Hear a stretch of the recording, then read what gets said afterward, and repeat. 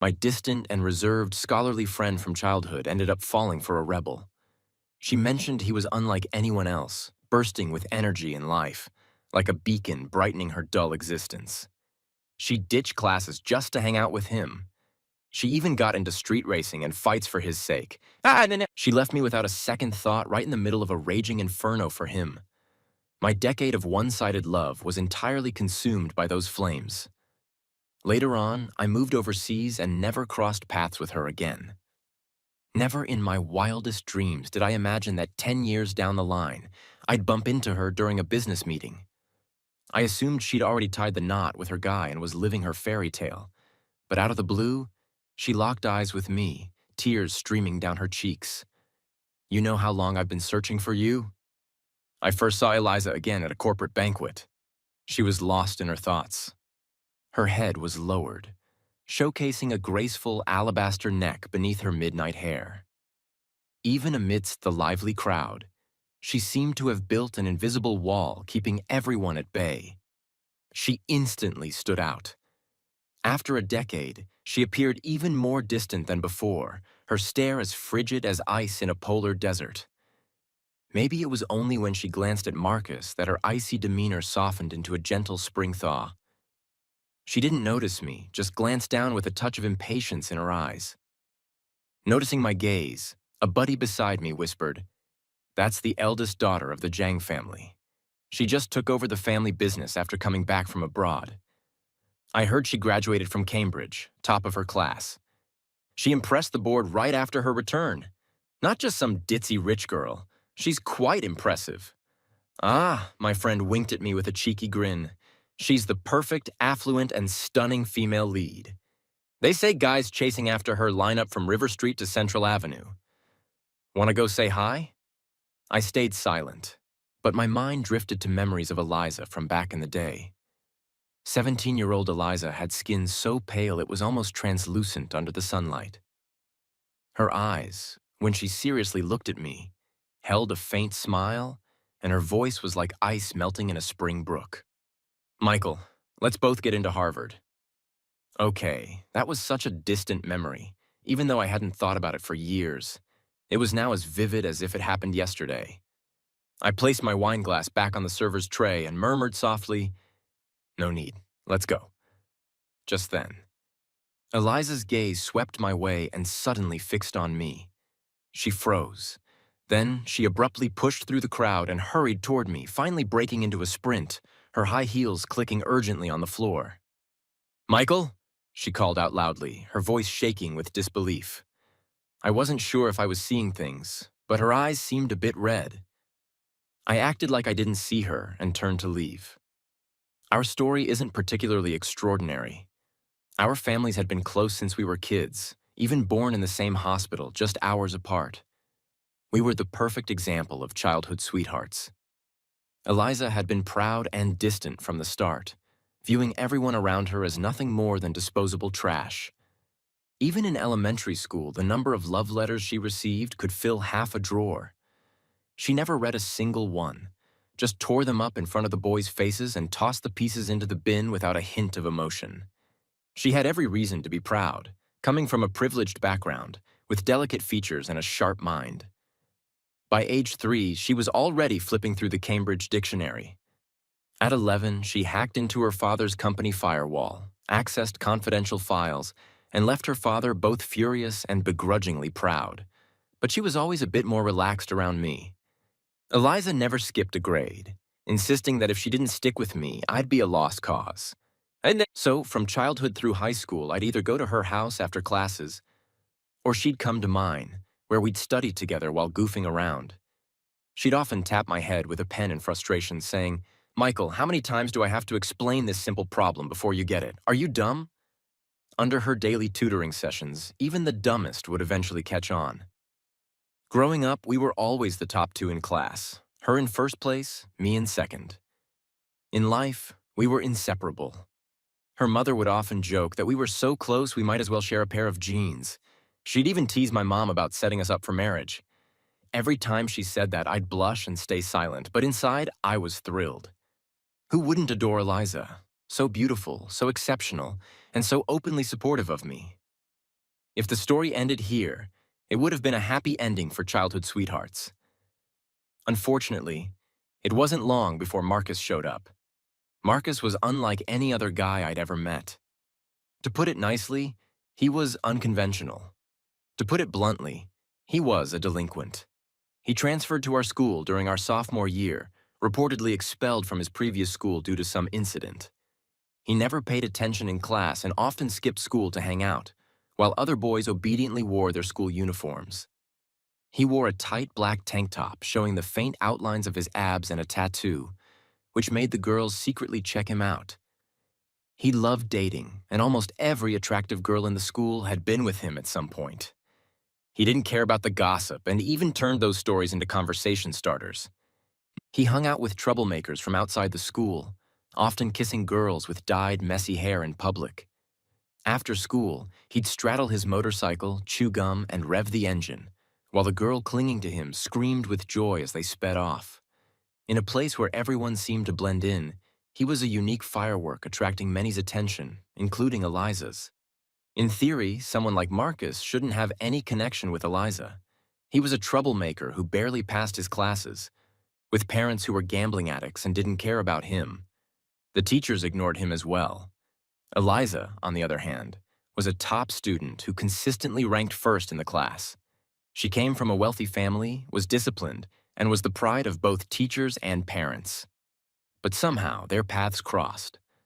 The first time Eliza received a love letter from Marcus, she threw it straight into the trash. Then Marcus personally delivered the second letter. He cornered Eliza against the wall, smirking as he pinned her hands above her head and blew a puff of white smoke into her ear. "Eliza, I've got my eye on you. Be my girlfriend." Many boys liked Eliza, but none dared to pursue her this boldly. I thought Eliza would reject him mercilessly, just like she did with everyone else. But for the first time, she looked a bit flustered, the tips of her ears turning red. Eliza and Marcus started dating. In her words, Marcus was different from everyone else.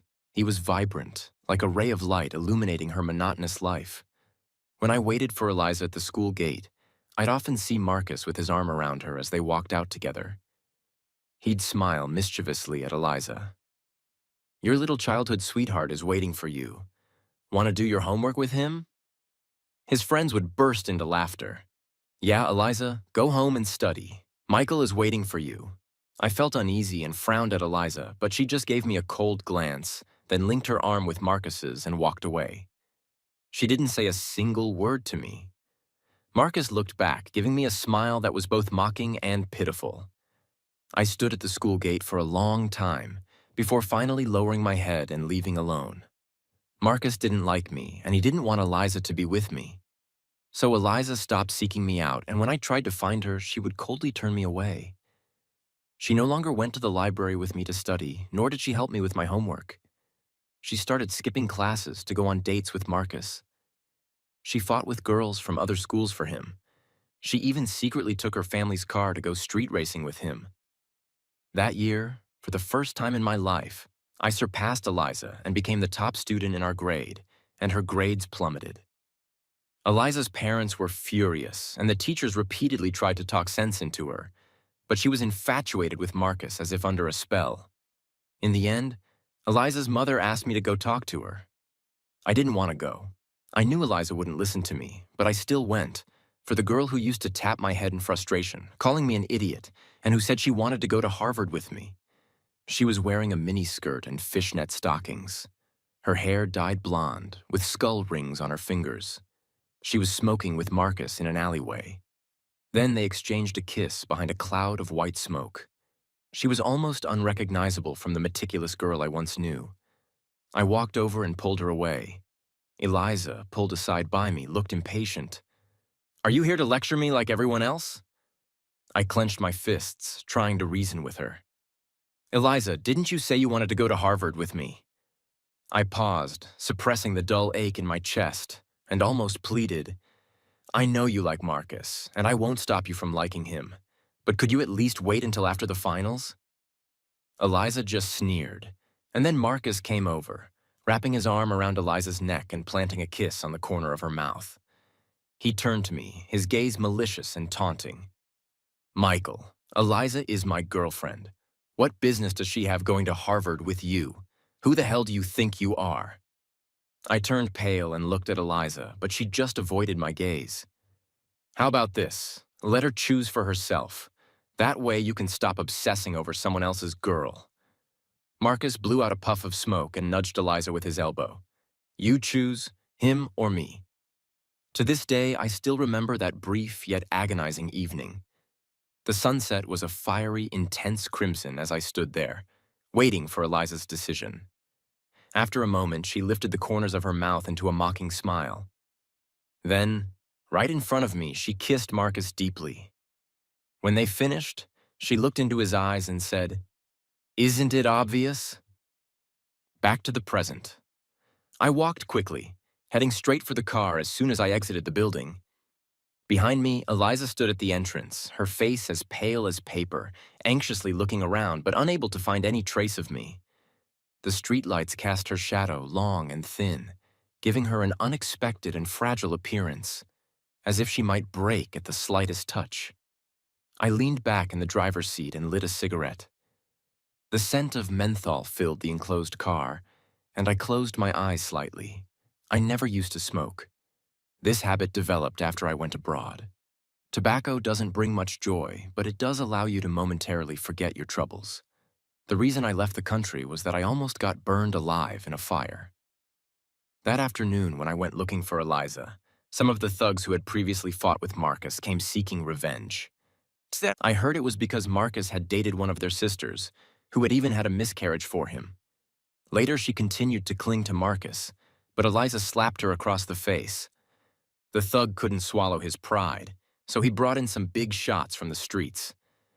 That afternoon, the three of us were tied up and thrown into a van. Marcus got the worst of it.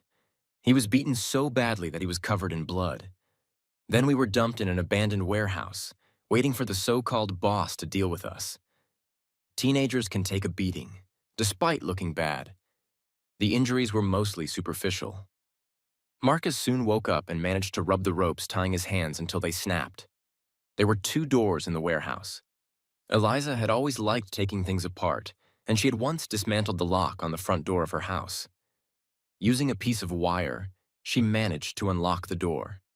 Just as the 3 of us were about to make a run for it, the thugs, hearing the noise, kicked the door open. Instinctively, I looked at Eliza, and in a split second, her gaze fell on Marcus. She grabbed his hand and ran. My hand froze in midair, and my blood turned cold in an instant. As Marcus left, he didn't forget to slam the door shut in front of me. I lost the crucial second needed to escape. I hadn't revisited what happened after that for a long time.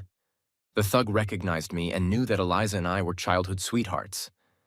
When Eliza and Marcus ran, the thugs took out all their anger on me. They broke one of my legs with a stick, and I lost count of how many blows I took. By the end, I was barely hanging on to life. Finally, the thugs set the warehouse on fire. The flames were intense, burning hot, making my eyes dry. So dry that I couldn't even shed a tear, but all I felt was cold, a bone-chilling cold. That fire burned away my 10 years of unrequited love, but in the end, I didn't die. A kind passerby saw the fire and called the emergency services, and it was sheer luck that the fire station was nearby that day, so they arrived quickly. When I was rescued, my parents were devastated. I lay in the hospital for a full 2 weeks, and when I finally woke up, I said only one thing to my parents: I don't want to stay here anymore. Because of that incident, my leg could no longer endure intense physical activity. I used to love playing basketball, running long distances, and skiing. But after that, none of it was possible. Our family completely severed ties with the Jang family. Eliza's parents brought her over several times, but my parents drove them away each time. After that, to escape this place full of painful memories, my parents decided to immigrate and move the entire family abroad. I changed my contact information and cut all ties with the past. For the next 10 years, I never saw Eliza again. I was 17 that year. My youth ended abruptly in such a tragic and absurd way. At 27, I returned to China to take over the family business. I never expected to see Eliza again. The moment I saw her, the pain I'd buried for 10 years suddenly resurfaced, making me instinctively avoid her. Eliza, the name that had brought so much light into the first 17 years of my life. The name that, at 17, had pushed me into hell. To be fair, what happened that day wasn't entirely Eliza's fault. She chose Marcus, and there was nothing wrong with her not choosing me. Now, I don't hate her as much as I used to, but I also don't want to see her again. It seems that the more you try to avoid someone, the more likely you are to run into them. I didn't expect to see Eliza again so soon in the negotiation meeting room. Eliza still had her hand on the door, frozen in place. She stared at me, her whole body rigid as if she had turned to stone. After a long moment, her lips began to tremble, and I wasn't sure if I was imagining it, but I thought I saw her eyes start to fill with tears. A wave of mixed emotions surged through me, and I could hardly control myself. Karen glanced at me. "What's wrong?" Her words pulled me out of my tangled emotions, and I steadied my voice. "Nothing." Throughout the negotiation, both Eliza and I were distracted. I was on edge, and as soon as the meeting ended, I tried to leave. But Eliza grabbed my arm. Her eyes were red, and in a hoarse voice she said, "Michael, that day, it was you, wasn't it? I've been looking for you for years." At that moment, memories flooded back uncontrollably. The unbearable pain, the scorching heat of the flames, the leg that could never endure intense activity again. I jerked my hand away, a mess. "Karen, please have some respect," she pleaded desperately. "Michael, I know I wronged you back then. All these years, I've thought about that day every day." Just as I was about to lose control and walk away, Karen suddenly stepped in front of me. She was tall, standing at 5'9", half an inch taller than Eliza. When she stood in front of me, she completely blocked Eliza's line of sight. A mess. "Karen," her tone was nonchalant, but her emotions were icy. "Business is business. Why are you making a scene with our CEO in front of everyone? You might not care about rumors, but our company's reputation does." Eliza was taken aback, then frowned. "This is between Michael and me. We're old acquaintances. Please step aside." Karen glanced at me, and I frowned, feeling nothing but irritation. She turned back to Eliza with a smirk. "Sorry, Eliza. Unfortunately, we have another meeting coming up. If you have something to say, save it for next time." With that, she grabbed my hand without giving Eliza a chance to respond and led me out the door. Ex-girlfriend.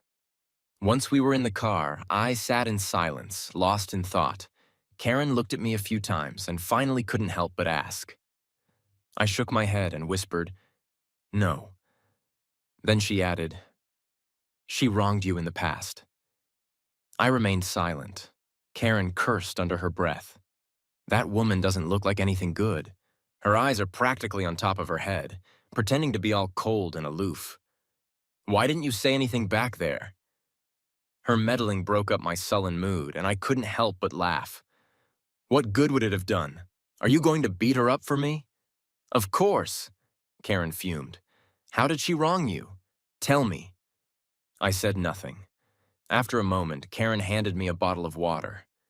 "Next time you see her, I'll deal with her for you." Seeing her expression, full of regret for not having punched Eliza earlier, I couldn't help but smile.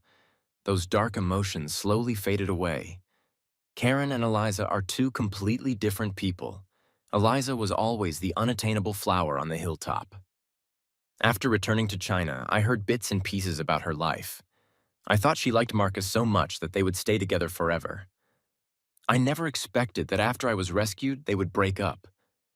I heard it was an unpleasant split, with Eliza even slapping Marcus in public before they went their separate ways. She apparently found her way back, regaining the top spot in our grade in just one semester. When the college entrance exams came around, she was the top student in the province and went to Harvard. After graduation, she went to the UK for further studies and has only recently returned to take over her family's business. She's the epitome of a golden child, driving a Rolls-Royce and wearing high-end custom-made suits. Even when sitting among others, it feels like she's in her own world. Karen, on the other hand, is different. Her family is also wealthy, but she has none of that spoiled rich kid attitude. When we work late, she sets up a camping bed in the office with the rest of us, waking up in the morning with her hair a mess. She usually wears t-shirts that cost about $100, blending in with everyone with none of that rich girl burden. It's easy to be around her. Like she said, it seems I really don't feel that bad anymore. After seeing Eliza again, I started having trouble sleeping frequently, and when I did manage to fall asleep, my dreams were filled with nightmares. In those dreams, it was always the burning fire, a scene of charred red through the suffocating black smoke. Eliza held Marcus's hand, coldly watching me as she pushed me into an abyss. And then I would wake up, drenched in sweat. I took a day off, not wanting to stay at home. With no idea where to go, I wandered aimlessly. When I finally came to my senses, I realized I had wandered to the entrance of my old high school. I stood there for a long time when suddenly someone approached me from behind. It was Eliza. I hadn't taken a close look at her last time, but now that I did, I noticed that 10 years had changed her quite a bit. She was taller. Her figure was no longer as slender as it had been in her youth. Now more curvaceous, the delicate makeup on her face made her look very mature. But standing there in a fitted black trench coat, I could almost still see the 17-year-old Eliza, except the girl who used to scold me for being stupid while tirelessly helping me with my studies had become a blur. What remained was the memory of her abandoning me. Instinctively, I frowned, took a step back, and was about to leave, but Eliza called out to me. After a long silence, she spoke in a dry voice.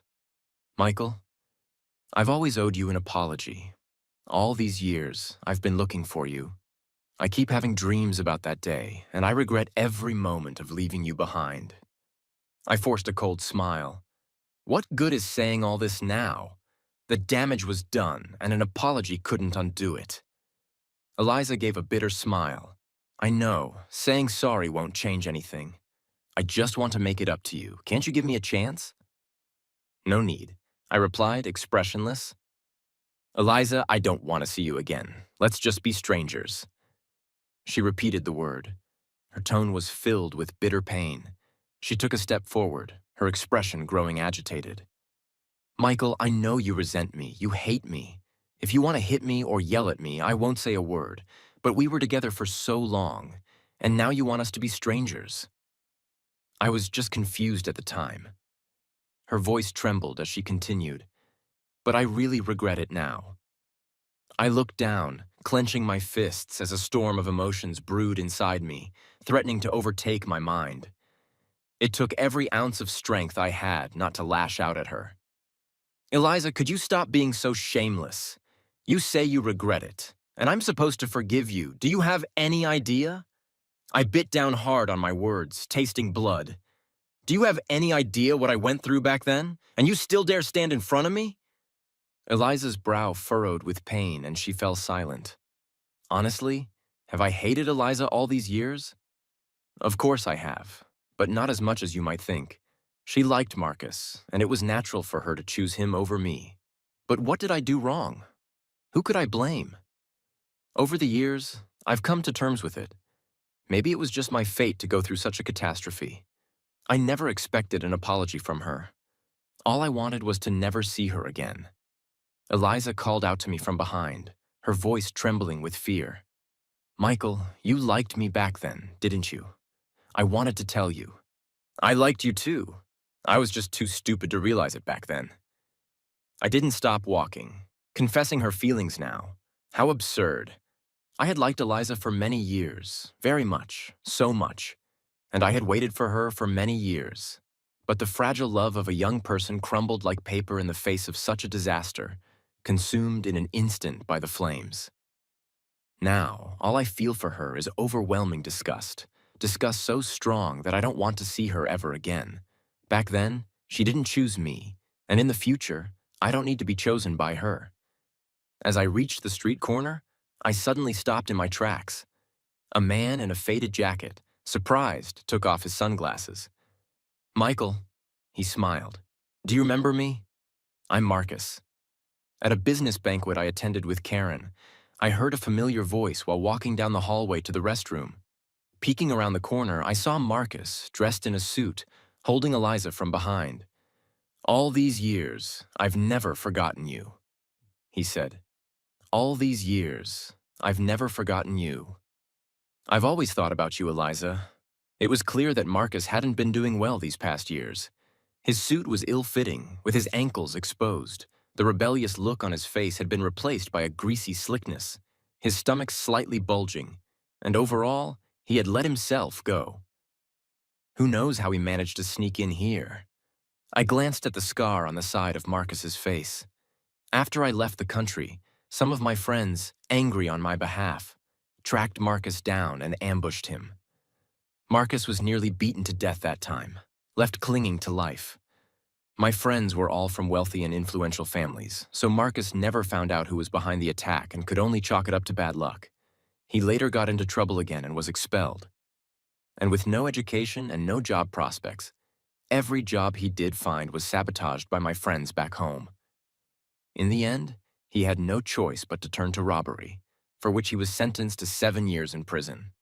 I made sure he was well taken care of in there, and his suffering could be said to have been 100 times worse than mine. It was then that I suddenly realized something. He was really nothing. I figured Marcus must have hit rock bottom, and now, seeing Eliza again, he was desperate to climb back up. Eliza said nothing. "I know you're angry at me," Marcus said, his eyes red. "But I was scared too. I didn't mean to do it." His hand slowly moved up, caressing her. "I know you haven't forgotten me either, Eliza. Do you remember how much you liked me back then? You even gave up Michael for me." Eliza suddenly shoved him away, her eyes blazing with anger. "Don't you dare mention him again." Her voice was icy, and she mercilessly added, "The thing I regret most in my life is saving you back then." She looked Marcus up and down, her expression turning to contempt when she saw his suit. The foolish infatuation of youth had completely shattered after 10 years, revealing the harsh reality. The current Marcus probably wasn't even qualified to stand before Eliza anymore. Eliza now owned 18 companies and was a bona fide heiress. A single piece of her clothing was worth more than Marcus could earn in a year. And the once glorious Marcus was now an unemployed ex-convict. They were truly from two different worlds now. "Marcus, don't ever show up in front of me again." Marcus was startled by her glare, his mouth hanging open but unable to speak. Eliza walked away without a second glance. I turned away and lit a cigarette. What a twisted fate. Seaside City isn't that big, but it still has a population of 8 million. When I came back, I never thought I'd run into anyone I used to know. But here they were, one after another, showing up on my doorstep. I never expected Eliza to have no lingering feelings for Marcus. Eliza is someone who seems indifferent to everything. But in reality, she's very obsessive. Since she was a child, when she liked something, she had to have it. And she wasn't one to get bored easily, to be honest. I thought Eliza liked him so much back then that they would always be together. But it turns out they had a messy breakup too. I returned to the banquet, thinking Marcus would have left. But to my surprise, he was still there, and he spotted me. He walked over with a glass of wine, as if he had completely forgotten what Eliza had just said, and as if he had forgotten everything that happened all those years ago. He approached with a sly grin. "What a coincidence. Michael, it's been a long time. How have you been all these years?" I stared at him for a moment, said nothing, and turned to leave. If I could understand why Eliza chose Marcus back then. What I could never forgive was how Marcus shut that door, trapping me in hell. I still don't know why he did it. Was it a deliberate act of revenge because he thought Eliza and I were close? Or was it a panicked reaction to buy time? And I don't care to know. All I know is that I despise them. And seeing him standing before me, especially when he shows up acting like nothing happened, I could kill him on the spot. I took a deep breath. There were too many people around. I couldn't lose my composure in public. But Marcus wasn't done. He grabbed my arm. "We were old classmates? Michael, why the attitude? Have you forgotten how you chased after Eliza back then? He sneered, wrapping his arm around my neck. You followed her around like a dog, but she only liked me. He kept rambling on, trying to take out his frustrations from Eliza on me. I set my drink down on the server's tray and loosened my tie. Pow! My punch sent Marcus's head snapping to the side, and the rest of his words got stuck in his throat. I withdrew my fist, aching from the force, and my gaze turned cold. Inch by inch, you dare hit me. A flash of venom crossed Marcus's eyes as he clutched his face and started yelling. Michael, you son of a bitch! How dare you hit me? Who the hell do you think you are? Somebody, call the police. Someone's assaulting me. Clearly, this was his first time in a place like this. The people around us watched the scene with amused expressions, as if watching a clown perform. Marcus's voice gradually lowered as he realized no one was taking him seriously. I casually took the handkerchief my assistant handed me, wiped my hands, and tossed it aside. Eliza, seeing the commotion, rushed over in concern. Michael, are you okay? She looked me over from head to toe, and once she confirmed I was fine, she turned on Marcus with disgust. Why are you still here embarrassing yourself? Didn't I tell you to get lost? Marcus, gritting his teeth, he tried to say something, but I looked down at him coldly. Security, get this man out of here. Marcus was dragged away by two burly security guards. His frantic shouts for Eliza were ignored as she didn't even glance his way. I pulled away from Eliza in frustration and left the banquet hall. The autumn wind carried a chill, and I realized belatedly that I was cold. Karen ran out after me, handing me the coat she had prepared. Who was that idiot just now? I asked you before. What's the deal with this Eliza woman? What did she do to you? I clutched the coat, soaking in the lingering warmth. Since the incident, I hadn't told anyone about what happened. I didn't want to talk about it, but now, for some reason, maybe because the autumn night was too cold, or maybe because the person beside me was too warm. After a long silence, I finally spoke. Karen stayed silent for a long time. I tugged at the corners of my mouth, offering a slight, bitter smile. A tragedy that happens to someone else often carries a hint of absurdity, and it's normal for her to feel some disdain, but then she slowly hugged me, shielding me from the night, leaving only her warmth. I whispered, "Isn't it kind of pathetic?" Karen replied softly, "A little, but not you. It's them." I couldn't help but curl my lips into a smile. I didn't expect her to say anything sentimental. Karen's not that type. In the office, when the young guys secretly admire her, she thinks they're having an eye spasm and even asks if they've been staring at the computer for too long, making their eyes dry. But suddenly, the cracks in my heart didn't seem so unbearable anymore. I suddenly asked, Karen, do you have feelings for me? I'm not an idiot, and I don't like playing games where you pretend to be distant just to attract someone. Karen is really good to me. She's a great person, and pretending not to notice any longer would be disingenuous. Karen's face turned visibly red under the night sky, and soon even her neck was flushed. She widened her eyes, and her beautiful pupils reflected my smile. I thought she would deny it, but to my surprise, she just stared at me. You're only realizing that now. I was speechless, avoiding her gaze. I don't want to lead you on. I'm really not ready for a relationship right now. I once liked someone, but after such a painful end to that unrequited love, I'm really scared. Over the years, it's not like there haven't been girls who showed interest in me. Some of them even very good. I tried to force myself to give it a shot, but every time at the last moment, I couldn't bear to go through with it. For so many years, Karen has been the only one whose presence I could tolerate, but that's all it was. I'm really scared. Karen seemed a bit disappointed, but she still smiled, bright and untroubled. I understand, and I can wait. Michael, as long as you don't push me away, I won't ask for more. I was taken aback. Karen has everything going for her. She doesn't lose to Eliza in terms of family background or looks. And though she's a bit rough around the edges, there are plenty of men who'd line up around the block for her. A strange emotion welled up in my heart, a tightness in my chest. Just then, Eliza showed up. As soon as she saw me, she hurriedly tried to explain. Michael, I really didn't know he would come today. She didn't get to finish. Karen's slap landed squarely on her face. She wasn't bluffing when she said she'd hit Eliza. She really did it. I don't know how strong Karen is, but she didn't hold back at all. Eliza staggered, almost falling, and blood trickled from the corner of her mouth. Karen's eyes were dark with contempt as she spat. "You still have the nerve to come looking for him." Eliza's expression turned cold as she wiped the blood from her mouth.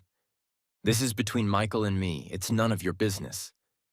Karen casually rolled up the sleeves of her $40,000 Chanel coat.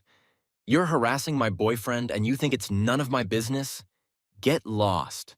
And if you come looking for Michael again, I'll hit you every time I see you." I was stunned for a moment, then quickly caught on and didn't refute Karen's words. Eliza froze, then looked at me in disbelief. "Boyfriend? Michael. Are you with her?" "Yes."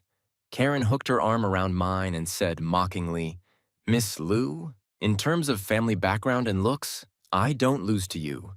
As for age, she gave Eliza a once-over. I'm much younger than you. Auntie, you should know your place. If Michael doesn't choose me, do you really think he'd choose an old woman like you?" Eliza's face turned ashen. I spoke calmly.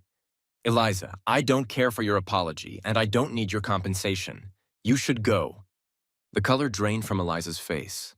Her throat tightened as she choked back tears, ignoring Karen's presence as she stepped forward. Her eyes read, "Michael, I really regret it. I beg you. You don't know what I've been through all these years. Please don't do this. Give me a chance. I'll do anything you want. I've finally found you after all these years. I've been looking for you for 10 years. Karen's eyes widened. "Hey, you want to get hit again, don't you?" I stopped her and looked at Eliza seriously. "I don't blame you for what happened back then, and you don't need to make it up to me. But Eliza, I really don't want to see you again. If you really feel you owe me something, then please don't ever show up in front of me again." Eliza staggered, her face clouded with deep despair. Then she let out a bitter laugh. "Fine, if that's what you want, then I'll respect your wish." I never expected that would be the last time I saw Eliza. The next time I heard about her was on the local news. Man kills out of love turned hate. Eliza dies on the spot. Marcus, still obsessed with Eliza, continued to pester her relentlessly. Eliza, who only felt disgust and hatred for him, finally had enough and had someone give Marcus a beating. Marcus, already having nothing, was pushed to the brink of desperation by Eliza, consumed with hatred, ambushed her one day as she was entering her company, stabbing her 7 or 8 times. Each strike aimed to kill. By the time the ambulance arrived, Eliza had no pulse. Marcus, covered in blood, stood in the street, laughing hysterically. "Eliza, who did you think you were, acting all high and mighty? You were the one pretending all along. You deserved this." He murdered her in broad daylight in front of many witnesses with plenty of surveillance footage capturing the event. There was no question about his guilt. The court quickly sentenced him to death, with immediate execution.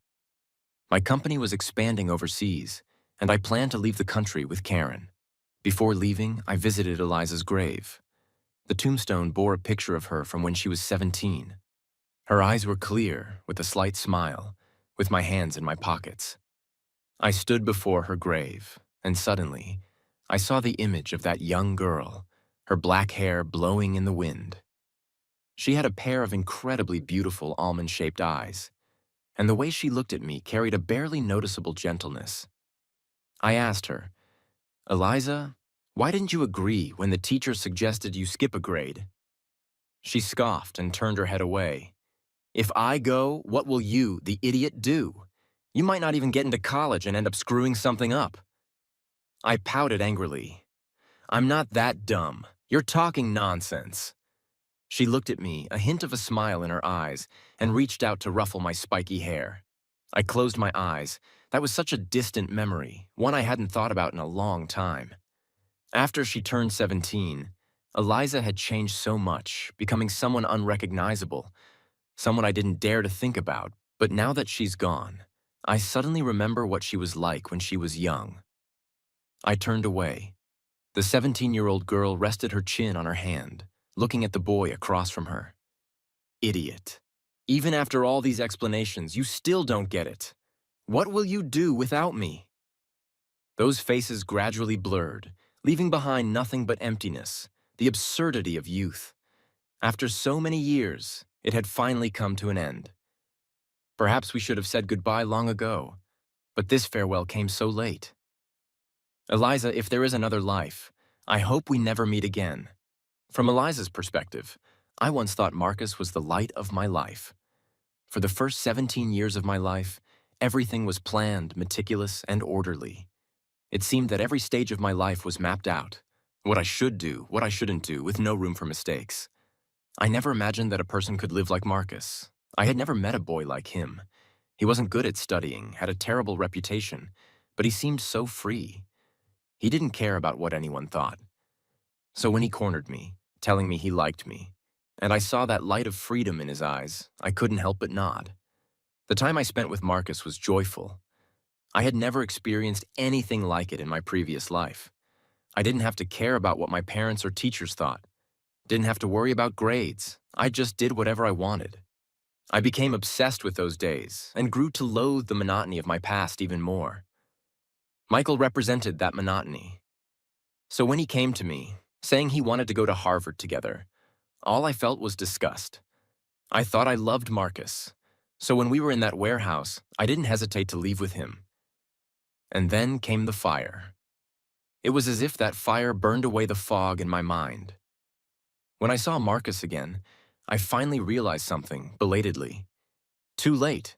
I didn't love him. I just hated my monotonous life and fell in love with what he represented, so-called freedom. When I found out what happened to Michael, I was devastated. I crouched on the ground, tearing at my hair, crying my heart out. I didn't know how he survived. I didn't know what I was afraid of. I just knew I couldn't bear to think about the look of despair in his eyes when I grabbed Marcus's hand. In that moment, I knew something important had been lost forever. In the 10 years that followed, I never saw Michael again. The Zhang family completely cut ties with my family.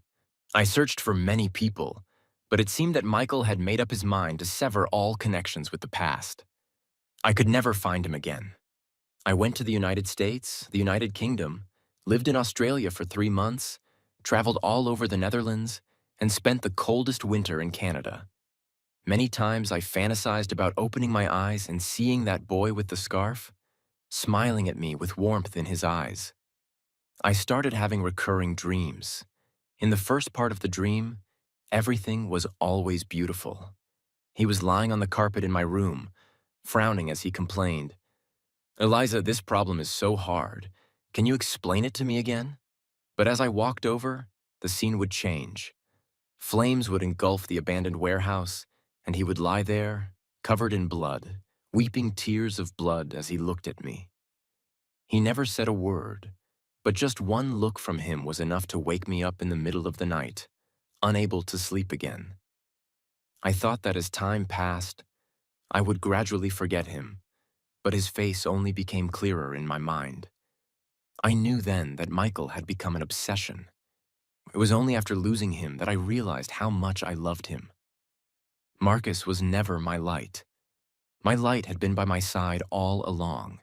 He had accompanied me for many years. When I saw Michael again, it was 10 years later. For a moment, I thought I was seeing things. My heart skipped a beat. By the time I went looking for him, he was gone. I don't remember how I got home that day. I just know I was in a daze, my heart swelling with pain, a sharp, piercing pain. But soon, I saw him again. Michael had changed a lot, yet somehow, nothing had changed at all except that the way he looked at me was completely different. There was no warmth left. In that moment, my heart filled with bitterness, like a traveler who had wandered alone for years, finally seeing home. I thought that no matter how much he resented me, I would accept it. I wanted to make it up to him. I didn't dare to hope for much, but secretly, I wished he could look at me like he used to. But it seemed he didn't need me anymore. He had someone else by his side. The way he looked at me held no affection, only disgust, as if he was looking at something filthy that he couldn't wait to avoid. I can't describe how that felt. It was as if a knife had plunged straight from his gaze into my heart, bloody, cold, and so painful that I could barely stand.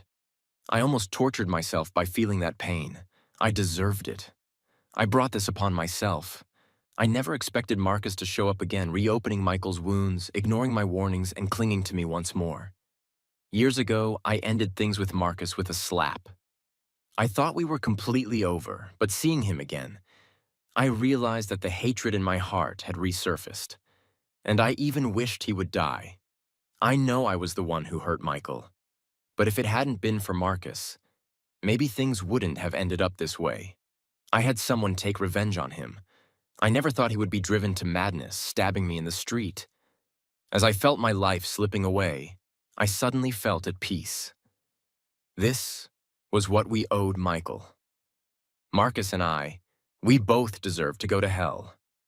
The judgment that had been waiting for years had finally been delivered, and I found that I felt relieved. I looked at the sky, a clear blue without a trace of a cloud, just like 10 years ago, and suddenly, I saw that boy in the white shirt again. He asked me, "Eliza, I heard the teacher talk to you today. Why didn't you agree to skip a grade?" I reached out on tiptoe, and his hair felt a little stiff, carrying the scent of sunshine. After a long while, I smiled. "Idiot, if I left, what would you do?"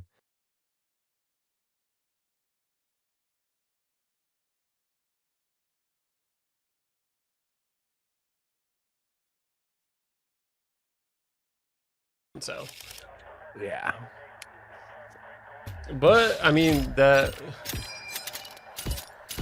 translates to a lot of things. Being dragline like a crane. Pretty much, but it has a bucket on the crane, and you just move a lot of dirt. Yeah, but that translates to a lot of like heavy equipment operator type things. Oh yeah, I can run tons, but they don't pay. Like down south, the top pay is like $30, while up here I can make 40 to 50. That's my hang up, but it's in consideration. 30 is like it's solid fucking pay in the south. Yeah, no, that's really good down there.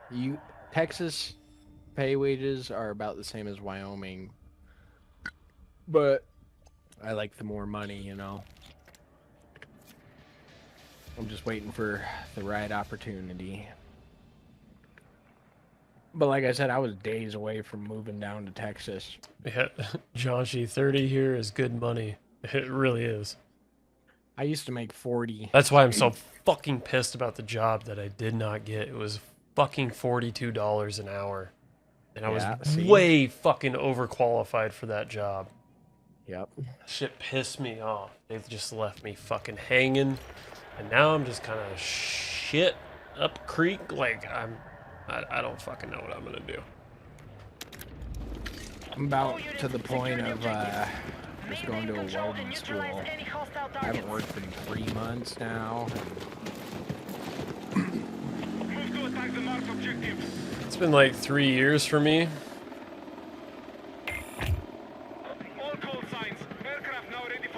Shit. Your crane ops make 38 top out? Yeah.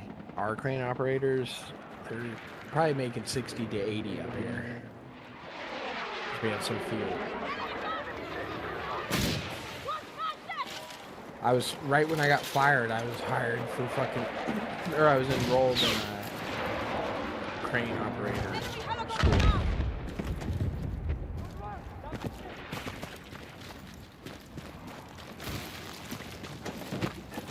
Welding school. I mean, my free time. With what like certifications you have you thought about government contracting? I don't have any certifications through the mine. Like everything, you don't get certified at like the mine. It's all just I don't know how to explain it, but you don't get.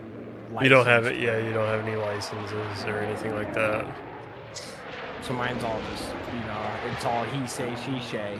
Yeah. I just gotta prove it. I was about to say, because like you could just hop onto like USA Jobs and No, I've tried. look into some contracting, because I know like contractors are all like government contractors are always hiring equipment operators. Yeah. So My backup plan. it's what my brother does. My brother was a CB in the Navy, and CB's is just like construction, and he was an equipment operator. Yeah. And so when he got out, he went government contractor. My ultimate plan is go army, but I just need to wait to get off probation. Hop in. Oh, I got a blueberry with me. Oh, there we go. All right. Must have been a bot. But oh my god, I don't have my rockets. Red rocket, go back in your socket. Right in front of us. Oh, right below us. Where'd he go? Where'd he go? There he is. Straight ahead, straight ahead.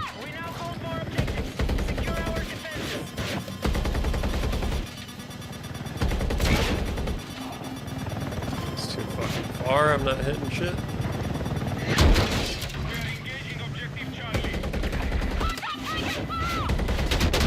Shoot that mother. Fuck, I didn't have my rockets.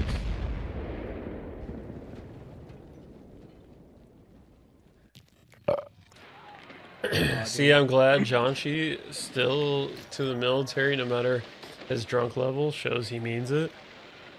Yeah, I like the idea. Like, I don't have a lot of friends, and I like the idea of having a brotherhood. I like the idea of discipline because I've been in a lot of trouble in my 20s. If there's one thing the military is going to give you, it's discipline and brotherhood. Like, Yep. I like that. I don't have no friends here. They've all been arrested, and they're fucking facing 30 to life, so. not only that, like once you could do 4 years and be done, get some disability for the rest of your life, and then go to school for free if you want to do like something like construction management, welding, shit like that. Go to school completely for free. I also like the free college. That's what but I'm also doing. What I want to do, you can learn on the job, so